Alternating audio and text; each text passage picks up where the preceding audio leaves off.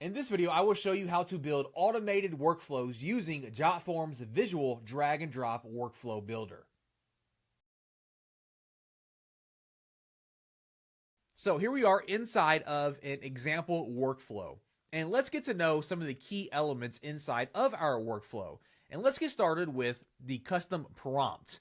So the custom prompt allows you to give AI specific instructions. For example, on how to handle data like drafting a tailored email reply. After that, we have summarize. Here you can instantly condense long form responses into a quick, readable summary for your team. After that, we have calculate, where you can automatically process complex data or math directly from your form fields. With sentiment analysis, the AI detects the tone of the submission so that you know exactly how a customer is feeling. With categorize, you can automatically sort responses into groups like support or sales without lifting a finger. And with extract from a file, you can pull key information like dates or names directly from uploaded documents. Now, just below that, inside of the logic section, we have the if-else condition. So this allows you to create a fork in the road based on how a user answered your form. And with split branches, you can send the same submission down multiple paths to different departments at once. Now on the right hand side, you can see an example of the split branch.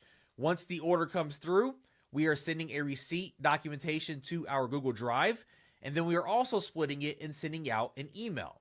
Now back on the left hand side, we are going to click on integrations, and this tab here allows you to connect your workflow to your favorite cloud storage, CRM, and project management tools like Google Drive, HubSpot, and Slack to automate how your data moves across different platforms.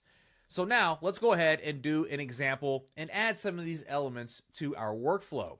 So we're going to go back inside of basic, and let's go ahead and drag in if-else condition, and we're going to drop it over here. And once we drop it into our workflow, we can go ahead and still click it and move it around. So let's go ahead and add a few conditions here. I'm going to click on add conditions, and that's going to open up this little pop-up window, and we have an if statement. So basically, if this happens, then something else happens. So for this if statement, we're just going to go with signature, and then we're going to say is filled, and then click on save. Okay, so now we have our if-else condition. Now, what I'm going to do is I'm going to break this workflow here. I'm going to move this down a little bit, and I'm going to add the if-else condition right here, and we're going to connect it to the split. And then we're going to add the connection here to this email. And then we're going to click on select branch, and we're going to say true.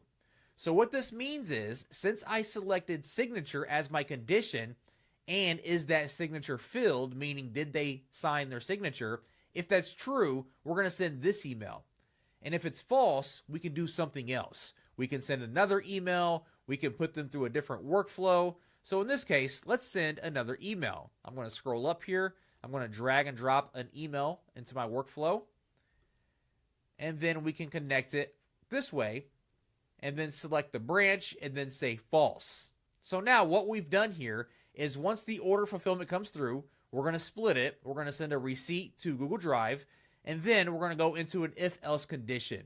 And since we selected signature is filled, if the signature is true, it is filled, we'll send this email. If it's not filled, we'll send this email. Maybe this one is a reminder that we need their signature or something along those lines. Something else we can add is the approval step, which I already have this inside of our workflow right here. Now what this does is this allows us to create approval processes for requests, applications, or internal reviews. We can have approve, deny, we can even add additional outcomes if we want, and control who our signers are. Now, once our workflow is complete, we scroll to the very bottom here. We have two options. We can pause the workflow or we can end the workflow.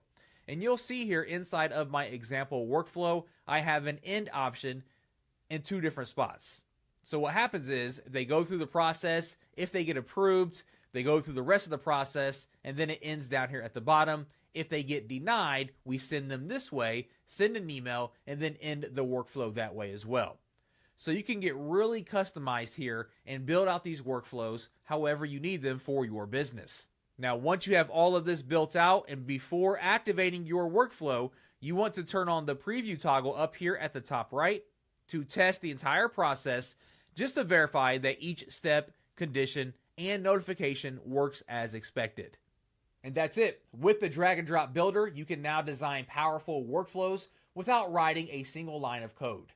Thanks for watching and explore more Jotform workflow features, and we'll see you in the next video.